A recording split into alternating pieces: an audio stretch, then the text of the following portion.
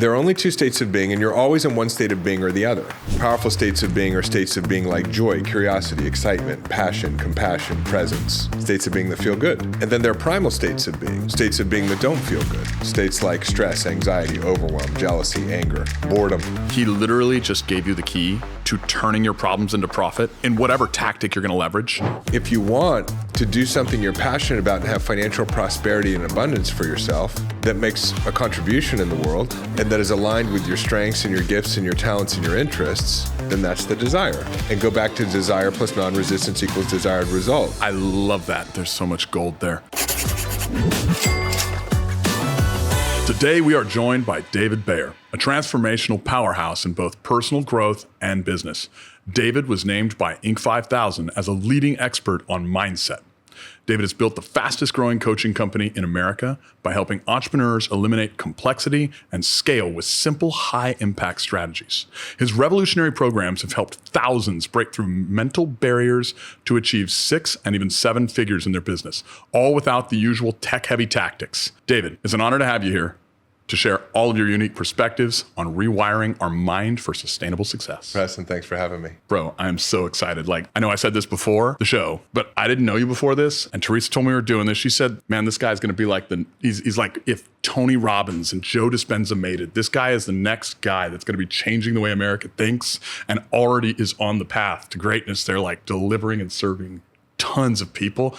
I went and reviewed your content. That's a high bar. That's a high bar you're setting. I'm more excited that this is my first podcast than you can imagine, Thank bro. You for I'm having so me. excited. It's my pleasure. Would you mind starting us out? The podcast is Problems to Profit. Yeah. Okay. And I have a fundamental belief: our problems are our gifts. Okay. They're also our guides. I think the meaning of life is twofold, and it's a paradox. Love is the meaning of life, and problems are gifts, right? Would you go through some of your story of what you had to learn and earn to make you who you are today, how you became this man that's going out and changing lives, minds, and people? Yeah, thank you for that. And I agree with that about love and problems being gifts. The story I usually tell starts with my addiction recovery. So I was an entrepreneur since I graduated college in 1998, built my first e-commerce business. About 10 years later, I realized my life had become unmanageable. I was chasing success. I had a lot of expectations that I had set for myself around financial outcomes, was just burning out. And I didn't realize it because I had really buried myself underneath alcohol abuse and drug abuse and sex abuse, that there was just a tremendous amount of unresolved emotional trauma from my childhood. And that was my first really big problem. And that was a problem that had been festering for a long, long time. And the solution, which was a gift, was my recovery, because my recovery brought me my first semblance of self-awareness. It brought me into a relationship with a higher power. I didn't grow up in a religious family or much of a faith-based family. It brought me into fellowship and relationship with other people. And that's when the fog started to clear in my life. And then from there, it was a cause and effect. Recovery brought me into personal growth. Personal growth brought me into an even deeper sense of self-awareness. And then, like so many people out there, I started feeling stuck in personal growth. I understood all the information and I was aware of my limiting beliefs, but there was still a portfolio of them that I was living with, and it was creating a tremendous amount of suffering for me. And so that created, as Napoleon Hill would talk about, a burning desire for really wanting to know, how can I go beyond just being aware of my limiting beliefs and actually transform the way that I think? And that's become the basis of the work that I do today. Oh, wow. I love that. So you actually got stuck. So many smart people do, and it's fun to dive into. You got stuck on the self-help journey in the shelf-help position. Yes. Basically. Yeah. Man, I landed there. By the way, it wasn't just shelf help. It was, I share my story when I speak from stage, especially at my events. But I tell my story of being what I call in personal development 1.0. It's like you start by, picking up a book. For me, it was, I was at Miami International Airport. I was not a reader. I was going to pitch another round of investment for a company that I had. For your listeners, I don't know if you've ever had this experience, but many people have, where a book decides it's going to develop a relationship with you. There was this magnetic pull to this book on the bookshelf, and I walked over at one of those Hudson bookstores bookstores in the airport and grabbed the book and turned it over, didn't even look at the front cover. And on the back of it, it said 4 things. It said, life is full of suffering. The suffering will happen to you. There's a way out of the suffering, and the way out of the suffering is the Eightfold Path of Virtue. And what I was reading was the Four Noble Truths of Buddhism. And I flipped this book over, and it was a book called Awakening the Buddha Within by this guy, Lama Surya Das. And I'd been working a 12-step program. I bought this book. I read it from cover to cover between my round-trip flight. I was like, wow, these are the same principles that Bill W. infused into the 12 Steps of Alcoholics Anonymous. Buddha was just a little bit more efficient because there's only 8. And I was like, there's a pattern here. And what was so interesting is that the business I had started was search engine optimization before there was search engine optimization. I used to smoke a bunch of pot, and I was working for a company that was driving a ton of traffic off of local search before we knew people searched locally. And I became obsessed with search engines. I would just sit at home, smoking a joint, putting keywords into, back then it was Yahoo and the early stages of Google, and looking at the search results. And I started looking at all the metadata and meta information and saw these patterns. That was a gift of mine. And I saw this pattern between what Bill W. was teaching and what Buddha was teaching. And then I became more curious. I got Think and Grow Rich by Napoleon Hill, 13 Principles by studying the most successful people in the history of the world. Primary conclusion was that thoughts are things and they're creating your reality. And I was like, wow, there's a lot that is in common with Bill W. and Buddhism. And so that just sort of set me on my trajectory. But it's like you do the shelf help for a while, then you start going to the live events. And so it was the Brendan Burchard, the Tony Robbins, then Landmark Forum. And then you start studying spirituality. And I got into Buddhism and Taoism and Hinduism. And then I was like, well, what did Jesus say? Let's go take a look at that. Then my wife and I went to India. And so we started studying in ashrams and going to Tibet. And all the while I'm ingesting all this information, like beyond shelf help, but still suffering in my life. And then I came back and went to the most spiritual place in the United States, which of course is Sedona, Arizona. And I'm looking for a vortex, right? That's going to help me solve my personal suffering. And I remember going into the crystal shop, and the woman at the crystal shop, but it wasn't a woman, it was a 16-year-old teenager, because a buddy of mine was like, maybe you need a crystal to like pull whatever energy is inside of you out of you. She says, hey, are you here this weekend to see the Arawakan and Kogi Indians? And I'm like, I have fucking lost my mind. Like, what am I doing in Sedona in a crystal shop talking to a teenager about my problems? And she says, that's the first time out of the Amazon. They're coming up to talk about the big 2012 shift. And desperate, I looked into her eyes and I said, yes, I'm here for the Indians. Tell me where they are. So I'm sitting in the Sedona High School gymnasium. So like that was my journey. And then, sacred geometry and astrology and astronomy and quantum theory. I think there's a lot of us that have been going down that trail, but there's this missing piece called integration, right? It's taking the information and being able to use it to create a change in our nervous system and a change in the way that we think. And so that's really been my jam and my focus over the last 8 to 10 years. Okay, on the integration piece, and I want to clarify the self-help piece to go back to the integration piece, because the listeners for this podcast they're implementers. They're entrepreneurs trying to find a way to break through. Okay. And where we went into shelf help, you're obviously brilliant. I mean, talking to you for 2 minutes, you can see the smarts in your eyes, reviewing your content, brilliant. You were one of those guys that could hear it, see it, understand it. But you mentioned you were having a little trouble implementing it, even though you knew it. And that's what I mean by the shelf help. What was the turning point? What was the driving force, the factor, that one thing that, or maybe it was multiple things that kicked you over and helped you intimately dive into yourself and implement what you needed to? Because I think that's what a lot of people are looking for. And there's always that silver lining of the problem that I want to dig out from that moment, the moment that made you you. Yeah, that's a great question. I think it's the thing that we all do when we get good at anything, which was having a formal practice. So I developed a practice of something very, very specific. In this case, it was learning how to downregulate my nervous system when it gets upregulated by my limiting beliefs, through a set of distinctions and teachings and principles that we can get into. That is not just meditation. Meditation is very beneficial. It's not incantations and affirmations. Those can be great at the right time, but it's a specific practice that I developed to become aware of when my limiting beliefs are coming up and to have the tools to work with that material effectively as it arises. And the focus of a practice actually came out of my 12-step work, because recovery was a practice. My addiction was a practice too. A practice required certain things. It required really great information, which for me, the 12 steps of Alcoholics Anonymous gave me. So you have to have like great content. You have to have community. It's essential. You and I are here at an event together, and that was the opening statement this morning, right? It's like your challenges become overcome in community. So you have to be practicing with a group of other people who are doing the same thing. It required mentorship. I had a sponsor in my recovery program, someone who had already been where I had been and was still doing the work, but in many ways had gotten to the other side. And it requires a commitment to stay in the practice. It's like so many of us want to be disciplined or practice something, but we don't. And it was very clear to me that the cost of my addiction was much greater than the inconvenience of the practice of going to 3 12-step meetings a week, of working the steps, of seeing my therapist, of going to my men's group meeting. The cost was much greater. And so in my journey in personal development, I started to experience the same thing, right? The cost of being stuck in personal development purgatory was greater than the inconvenience of being in a regular practice. And so over time, I developed a practice that's based in neuroscience. It's also supported by an understanding of metaphysics and scriptural teachings and wisdom teachings. It's a practice that I use almost every day. I'm not perfect at it, to work with the challenges or the problems, as you pointed out, that come up in my life, and to actually not necessarily solve the problems, but to be able to see them as the gifts, because then they stop being problems and they start becoming solutions in my life. So at a very high level, that's what it was. It was the implementation of an effective practice to retrain my nervous system away from the neurology of my limiting beliefs and into the neurology of the next level of who I'm becoming. And I love that there's so much gold there. Okay, so I want to pivot a little bit and go into kind of the entrepreneur world, because you're also a brilliant entrepreneur. You're not just a spiritual leader who understands human development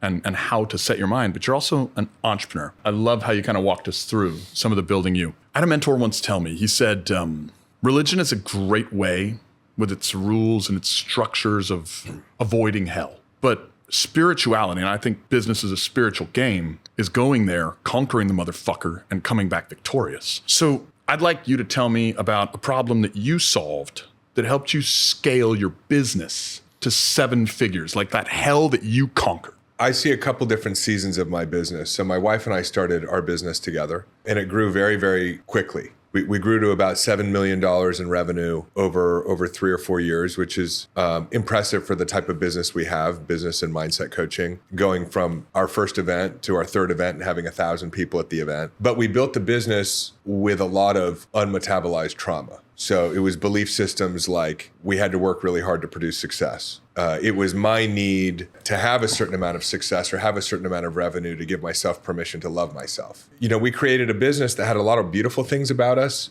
infused into it, and it had a lot of things that were wanting to be healed. And the thing about creation is that whatever you're creating, this is the amazing thing about human beings. You know, birds are literally created to fly. Fish are created to swim. Human beings are designed to translate what seems like nothing into something, meaning we translate vibration into the material physical universe. The fundamental design of us, our 5 senses are literally that. They are vibrational interpretation devices. But more than that, a human being as a whole is designed to translate an idea, which is energy, into the physical world. But as we do that, that idea that we conceive into physics, into the material world, it's gone through us. It's now become matter. As you grow whatever that thing is, it has its own gravitational pull. It has its own frequency. And so there was a point in time where, as the business grew, the unmetabolized trauma that was in the business started to pull my wife and I around it. And this is what I see happen to a lot of entrepreneurs. I think if we were to actually talk about burnout, it's that you created a business that had a lot of you in it that needed to or wants to be healed now. And so you have to step away from it and get out of its pull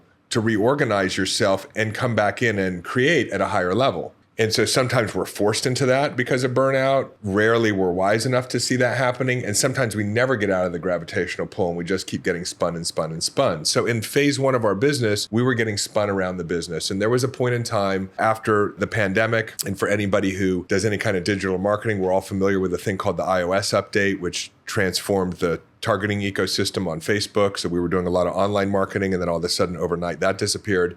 We just wanted to shut the business down. So this was the problem. The problem was we were cranking on the business harder than ever before, producing even fewer results. It was creating friction in our relationship. My wife was pregnant with our first child. I'm having stress-related health problems because of all the stress. And as a result of that, I had let's just call it a breakdown, which for me brought up a lot of imposter syndrome, right? Like for 7 years, I'm out teaching all this stuff since 2016, telling people how to not live in suffering and improve their lives. And my life has become unmanageable again. And so my brother recommended I go back to the same place I went when I first experienced unmanageability in my life, which was 12-step. So I started going to AA meetings again. I wasn't drinking, I wasn't drugging, I wasn't sexing, but I worked through the 12 steps with a sponsor around my chronic worry. And as I worked through using the steps, I saw things in the steps that I had never seen before. I said, wow, this isn't just a technology for drugs or alcohol or food or sex. We're all addicted because we've all developed these unhealthy addictive behaviors and emotions and habits of thought. It's a neurology, it's a nervous system that's wanting to change. And as a result of going back into the steps, not only did it support me in navigating through this challenge, but it helped evolve my offer mix in my product line, because out of that, I developed a 12-step structure that really married my technology to some of the best technology in the 12 steps. And I created a 12-step system called the Whole Human Framework. And that's now become the foundation of the next level of scale. And we were having challenges with scale in our business. A business like ours can only scale so far because you're hiring sales team, you're hiring coaches. As you hire more coaches, there's a breakdown in quality and replication of the coaching and the frameworks. And so I wanted a model that could really impact millions of people at a deep level and generate billions of dollars of wealth for me and my family and our mission in the world. And so this new 12-step structure, without getting into all the details, was the answer to the scale question. And it came through a significant contraction. And it's very much, this creation process as an entrepreneur is very much like I was blessed to bear witness to the creation process that my wife went through when she gave birth to my son, Gabriel, and it's contractions and expansions, and it's contractions and expansions. And I can only imagine what it was like for her, but it was like there are these waves and these ebbs and these flows. And so as entrepreneurs, what we're wanting to do is start to realize, hey, that's just the process of creation, and find a way to be able to downregulate ourselves as we're experiencing the problem so that the solution can show up even sooner, rather than becoming entangled with the problem and perpetuating it, if that makes sense. But that was my problem, and that was the solution that came out of it. Big problem, big solution. I love that. The pattern of that. I see this in almost every successful person I talk to. It was so beautifully framed. I'm glad you're here. So the problem was you had a business that you built to own, and it wound up owning you. It wound up taking control of your life, and it wound up causing suffering. By the way, I think love is only measurable by one thing, and that is suffering. Through that suffering, you got an opportunity. Like, thankfully, I think you said it was your brother, like your guardian angel comes and says, hey, go back to the source of the formula. Like if life is faith, family, fitness, and finance, these four cores that make us up, the beauty about finance is everything's measurable, and it has been for thousands of years. And I think you've created ways to measure spirituality and faith and all that, which is genius. And it sounds like your brother helped you on a roadmap to do that and create more measurability in every aspect of your life by saying, hey, go back to the source. And you built a formula from the 12-step formula that probably saved your life,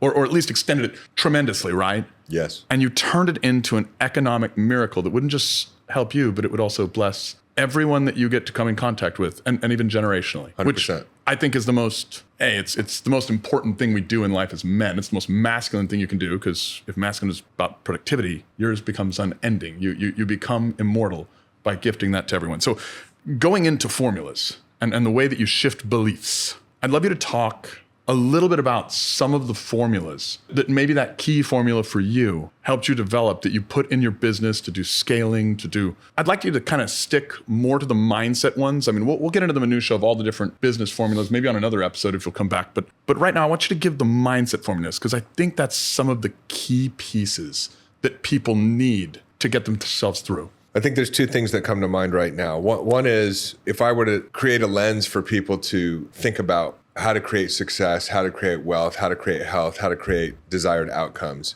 in a simple way, it would be an equation which is desire plus non-resistance equals desired result. And so there's only three parts there. We have desires, and we only know our desires when we experience something we don't want. We experience a chronic health condition, we want to be well. That's the desire. We experience the absence of a soulmate in our life, we want to meet our soulmate. That's the desire. We experience a marketing campaign not working. We want to have a marketing campaign that works so that we can generate more high-paying clients and generate more revenue. That's the desire. So it's important to understand that our individual desires, which differ, your desires are different than mine. There's some overlap, of course, but we're different people. Our desires are the byproduct of the contracted experiences, or what we would call the problems, or the things that we don't want. So it's just important to appreciate them that way, because they shape our own unique path. The next part of the equation, so we've got desires down, right? A listener has a bunch of things they want. Desire plus non-resistance produces the desired result. It's not desire plus hustle and grind equals desired result. It's not desire plus have the perfect plan equals desired result, or desire plus have enough time or money equals desired result.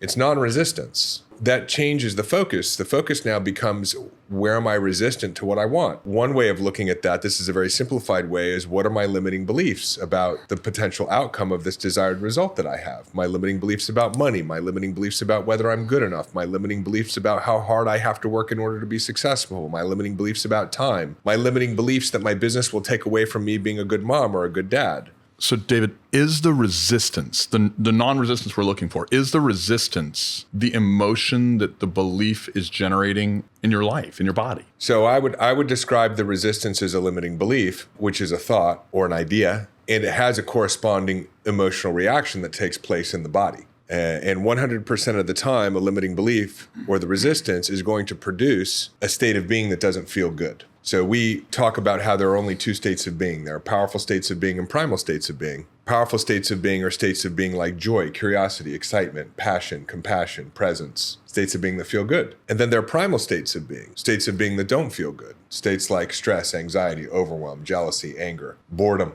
There are only two states of being, and you're always in one state of being or the other. If you were to ask me, hey, what's the name of the game of entrepreneurship? Because I believe that the equation is desire plus non-resistance equals desired result. The name of the game is notice when you moved into a primal state, because that's an indication of resistance, and use whatever tools you have to move back into a powerful state of being. The byproduct of that will be finding the right strategy, finding the right soulmate, finding the right doctor, healing your body, whatever the case may be. These two states of being map to neurological expression. So a powerful state of being is the parasympathetic expression of the nervous system. A primal state of being is the sympathetic expression of the nervous system. When we're in a powerful state, we have access to resource, wellness, abundance, prosperity, solutions, intuition, inspiration, connected to God, connected to others. When we're in a primal state, we've reverted to the ancient nervous system. So we're operating like however someone would want to describe it, the primitive, mammalian, reptilian type of brain. And so what's also important to understand is what determines what state of being you're in is not the experience that you're having, it's the thought you're having about the experience. 100% of the time, the state of being that you're in is determined by the thought you're having or the meaning you're giving the experience. And so when you have a limiting belief about something, there's resistance and you move into a primal state and you can't be productive from there. I don't think I've ever heard it better put, and I've been to every guru's events out there. Maybe except yours. Now I need to go. For the listeners, if you didn't catch that, I want you to rewind and listen to that again, because he literally just gave you the key to turning your problems into profit in whatever tactic you're going to leverage by being able to generate a productive vibrational energy within you to get there. With that, thank you for that. Like I feel like this is my first episode, and we're going to do a second one, but we may not need it after this, bro, because we're solving all their problems in one. I want to dive into, I love psychology. I love economics. I love studying what the world's doing, and I like trying to predict the future, right? Mm-hmm. I want to think I'm psychic towards the future of the economy. The problem with economists, right? They're like astrologists. They're wrong about 90% of the time. That's right. But there's certain things that we're right on. We may just be wrong on the timing. Okay. Right now, and I want to create some fear. I want to create some negative energy. I think you and I probably agree on this. If someone wants to be spiritual, wants to be happy, wants to be excited, it's not by ignoring the threats. It's by understanding them and improving your life to leverage a better situation, to better avoid it. If you see a brick wall, don't drive straight into it, go around, right? To give a poor example. If you're an employee today, and just framing this for you to kind of answer it and turn bad into good, and I can build your job description with 5, 10, 25 bullet point things that dictate your value on an hourly or salaried basis, you're doomed. Like, unless those bullet points require high-level thinking, you will be replaced by AI, or AI merged with robotics, or AI merged with robotics and quantum computing within the next 10 years. Meaning you're absolutely obsolete unless you find a way to generate productivity that is purpose-driven, which I think you and I both call entrepreneurship. How can most people out there, because my mission is to democratize entrepreneurship. I want to help demystify the BS. Like there's so much BS that can be replaced by the belief systems to help people become that productive entrepreneur. How does somebody get out of their own way, remove some of the fear that they have around entrepreneurship and maintain, I guess, obsolescence? Well, we have to take a step back and understand how reality functions. The framing of your question, which is a very valid question, is very much in the weeds. It's very specific, what you're asking. Then people will try to solve that specific question without understanding how reality functions. We live in a system of intelligence that is reflecting back to you through the experiences that you have and the results that you produce, what you believe. And the mind will want to get into the details of, I'm going to become obsolete and what's going to happen with AI, and it's happening so fast, and they said this here and they said this there, and what am I going to do? And I want to bring people back to, we live in a reality of possibility. We already in some ways describe this reality as a simulation. Our senses are interpreting vibration into a physical reality that is not actually the base reality. Science tells us this. We consist in a material world that's made up of building blocks that aren't really material at all. So like, this is a great mystery that we're coming to understand and explain. So I would like to move out of that question or propose a way of approaching it, which is, what do you want? And go back to desire plus non-resistance equals desired result. Because if you want to do something you're passionate about and have financial prosperity and abundance for yourself that makes a contribution in the world and that is aligned with your strengths and your gifts and your talents and your interests, then that's the desire. The desire must result itself if there's non-resistance. That's how thoughts become things. Thoughts become things through non-resistance. When I have a desire, meaning when my beliefs are in alignment with what I want, I have thoughts that are conducive to producing that result. I experience emotions that are conducive to producing that result. I take action that is conducive to producing that result. And given enough time, I will produce that result. My unconscious mind starts to tap into ideas that I need. My vibrational output starts to become in alignment with other people and synchronicities and coincidences. This is where I think a relationship with a higher power of your own understanding is very important. It doesn't matter to me if it's Jesus or Allah or God or the universe. A personal relationship with a higher power, with what you might deem as the creative force that has organized the universe or heaven and earth, because then you look at it and go, well, shit, if my God can't handle AI, I don't have a very big God, right? If I cannot be taken care of or have the thoughts and ideas in relationship with my higher power to transcend this challenge, even though we're calling it AI, then what type of force or power is this? And I think that's why we're seeing so many people, whether it's Candace Owens or Russell Brand, starting to reconnect with, their faith, in this case, their relationship with Jesus. It's why I, over the last few months, had been really praying to have a more personal relationship with my higher power, because I want to be able to courageously face the Goliaths that show up in my life, and to know that there is a God in my life that can deliver the day to me. And so then the details don't matter. Right. But I go back to, I would encourage people to get away from the problem and go, well, what do you want? Most of us want the same things. Okay, got it. Then just know that desire can produce itself as a result if you're willing to take a look at your resistance. And the resistance is really old habits and unmetabolized traumas and misunderstandings about how reality works that upregulate our nervous system and move us into a primal state. And the relationship with a power greater than ourselves is one of the downregulating tools that we have access to. So yeah, it's a real thing that you're articulating, and it's going to become the great opportunity for many, many people to transition it into something that, frankly, they're even more aligned with and more passionate about, because you know the statistics better than I do about people who are dissatisfied with their jobs. Hopefully, and this is my belief, because I believe in the certainty of the goodness of the future, that's going to give us all a phenomenal technology to support us in outsourcing many of the things that we don't want to be doing and don't need to be doing, so that we can all be more involved in creative pursuits and in community and in creating better systems in the world, because God knows, like, it's time for better systems in the world. So I love this. And I think people are going to become more entrepreneurial as a factor of need as things do advance. And so your answer is perfect. I want to dive back into thoughts, because we keep coming back there, and I love it. I was doing a meditation. Yes, entrepreneurs meditate. The whole key around the meditation for me was the only people I'd ever met that were possessed by a thought. And it was funny, because later, I'm a Christian. I opened my Bible, and I wind up where Jesus is fasting, and he says, "Get behind me, Satan," as Satan's tempting him for food. And one day I'm sitting in a seminar, and a guy's like, "Oh yeah, the word Satan means crazy thought." It hit me. The only demon that can possess somebody is the thought they allow to possess and own them. How do you go about dealing with the demons as they rise up, dealing with the thoughts as they rise up. Because, we're alive. As an entrepreneur, we deal with problems. Like the problems are the things that we solve, and you have no sale without a solution for that. That customer's problem is your opportunity to solve with a sale-based solution, right? But as we grow and scale in business, we encounter new problems. We encounter new stages of development, new growth. I had this whole year, and I spent a whole year dealing with a con artist, horrible lawsuit. And it was funny because I spent a whole year hoping it would resolve, still working, but everything was hope-based. One day, my wife gave me a lecture, and she's probably my greatest mentor. She said, you used to believe in things instead of hoping for things. And it hit me like, oh my God, my thought demon is actually hope. And it was a huge overcome for me. And it was funny, 3 months later, we solved it. $12 million problem gone, everything back on fire. I knew everything she was saying to me well before she ever said it.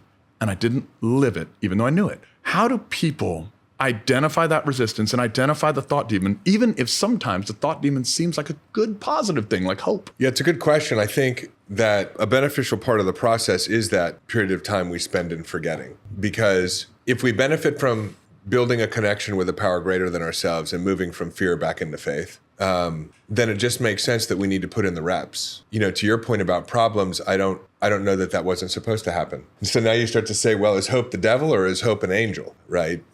Without a paradox, can you have faith? Right, yeah, like is this really sabotaging me? But your question is, how do we know if we're having thoughts that are self-sabotaging? And I think the answer is sometimes we have to wait until they materialize into our life and then we work with them. And we learn from that process. And it's important to have grace for ourselves and to not beat ourselves up for that because we're developing. Like that is the process of development. And then separate from that, one of the things that came up as you were sharing when your wife said, you used to believe. In our vernacular, we take it one step further, which is that we decide. But belief still feels like some hesitation in it just by the nature of the word. Like, I don't know if it's true. I'm choosing to believe. But a decision has conviction in it. And one of the biggest breakthroughs that I had as I was working with my limiting beliefs, my wife and I were going on a walk one day. We were living in Sarasota. We were walking on the beach, and I'd just been like asking for a deeper awareness to shift more of my limiting beliefs so I could be in less suffering. And I had this awareness that beliefs are decisions.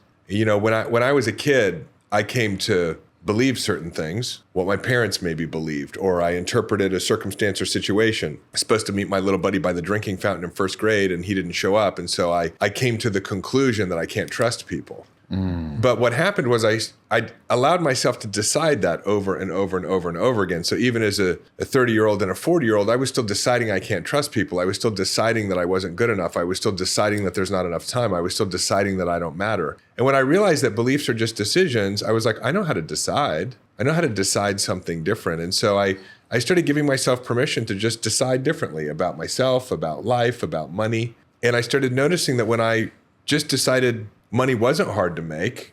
It's just that that's what I observed from watching my dad really bust his ass to provide an upper middle class income for the family. I saw evidence out there of other people who seemed to be making money easily. And I was willing to decide that and work through my old life as it was still materializing, because there's this thing that I call the echo effect. It's like it takes a little while for the reality to change. So a lot of people get very excited and they come up with a new incantation or affirmation, and then a week later, exactly the old limiting belief shows up, and then they undecide. But if you have conviction with your new decisions that I am good enough, that money is easy to make, that I will have more clarity, that I do have purpose, then you start seeing the feedback from the system. And you start making more money, or you start having more clarity, or you start tapping into more purpose, or you attract your soulmate. Now you become a believer. And so now the opportunity is to start inventorying all of these limiting beliefs that we have and just making new decisions and having faith that if we hold that decision through the transition period,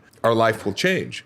There's a passage in scripture, I think it's Matthew, I'm not like an expert in scripture, that says something along the lines of, to he that hath even more shall be given. And to he that hath not, even that which he has shall be taken away. Mm-hmm. And that's an articulation of the mechanics of the system, or what some people would call law of attraction. If you have abundance and prosperity, that's an indication that you have a prosperous mindset, and more prosperity will come to you. And if you don't have a lot of stuff, that's an indication of a scarcity mindset, and left to its own momentum, even that which you have will be stripped from you. Wow. If y'all aren't taking notes, you should re-listen, get a pen, a paper, and like change your life. Bro, this is gold. So you have a a large coaching company. You work with lots of different folks. They have lots of different problems. You have to get into them very deep. And I've done some coaching, and you can't coach somebody without feeling their pain. Like if we're real, you have to get radically authentic to where you have to live and walk a mile in their shoes and have a piece of their life in your day, which means you carry a lot. I would love if you would give us three, no names, but like three of the leading things you see holding the super producers back, and three things you find in common with all of the super producers. Oh, wow. That's a big list. We'll see how far I can get through it. But just starting with what I see in common, one of the big resistances I see with high performers is still a feeling that they don't belong. It's this feeling of not belonging that has actually motivated them into doing something different, into stepping into the unknown, into being willing to be different because they feel different. And feeling different can be a really constructive experience. It can lead us to identify our unique traits and our skill sets and to believe in possibility for ourselves where other people don't believe in it. But it can also be really damaging because it creates a hypervigilance of personal insecurity, and it really catalyzes a false persona that starts to take over in our lives. You know, at the dinner last night, I mentioned and encouraged people this weekend to just be okay with who they are. And I shared a story of how, and I didn't even close the loop last night, there was a guy attending the dinner who I met years ago. And I remember not being present and posturing when I met him. And I had such a wonderful conversation with him last night because, at least in that moment, I was okay with who I was. And so this feeling of not belongingness is really destructive for an entrepreneur. And it's also reinforced through the experience of entrepreneurship, isn't it? Right? Like, it's a lonely experience. You feel like you don't belong. You feel like nobody understands you. Your family doesn't understand you. Your friends don't understand you. Like, why don't you just have a 9-to-5? So there's this like material right in front of us to reinforce that feeling of not belonging.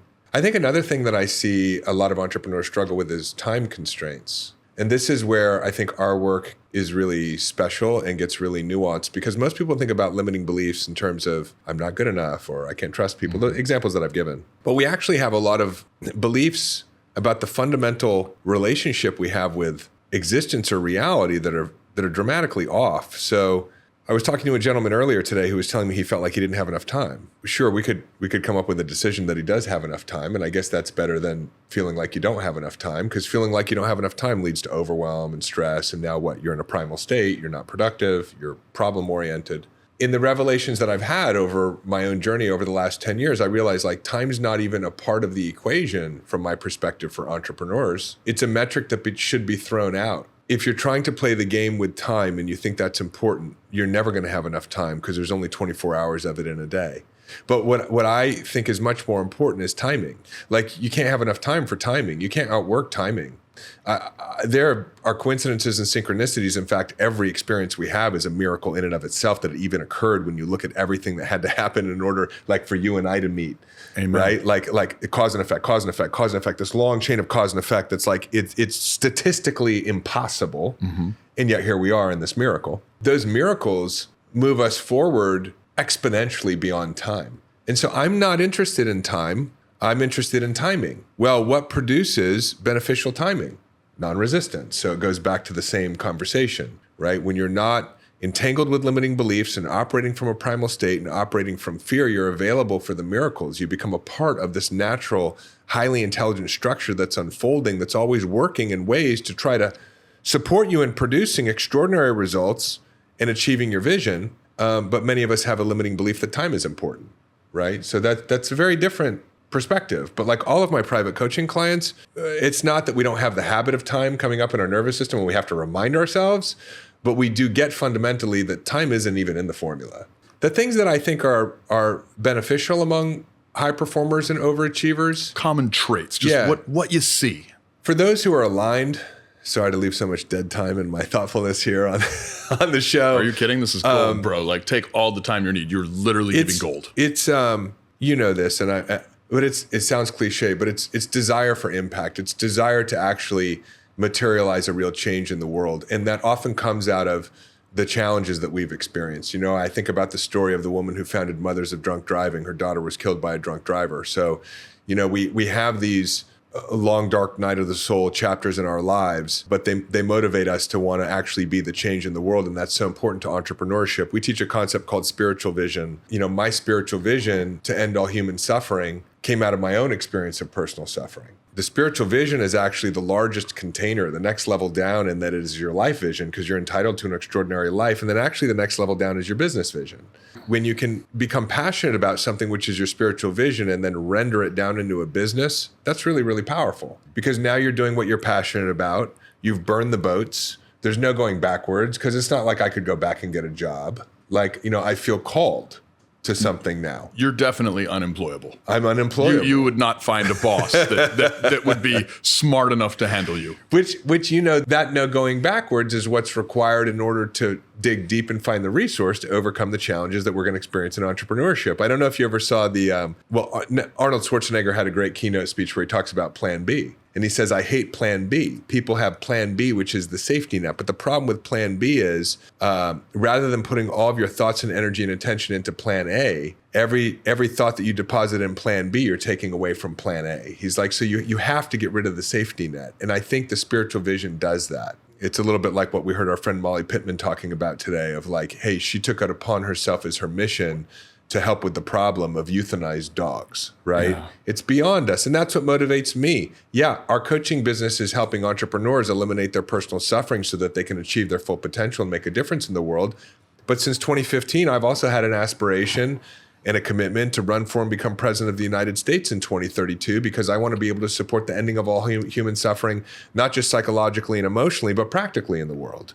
I'm present to the fact that, we went on one of the retreats with our coaching clients to Buenos Aires, and so we're in Argentina a couple of weeks ago. I've never been to Argentina before, and I'm with my 2-year-old, and my love for my 2-year-old scares me. Like it's so unfamiliar, that level of love, and it's so vulnerable. And he's going down the slides in the little park, and it's Buenos Aires. I don't know if you've ever been there, but it's beautiful. It's like this integrated European city and nature and green and here we are in a park, but I'm sensitive. So I'm also present to the fact that I'm not worried that a bomb's not going to be dropped on us. We're in a park with trees, not a concrete jungle. I'm thinking about people in war-torn parts of the world and the moms and the dads. And so that's and acknowledging my privilege. And my point is, that's my spiritual vision.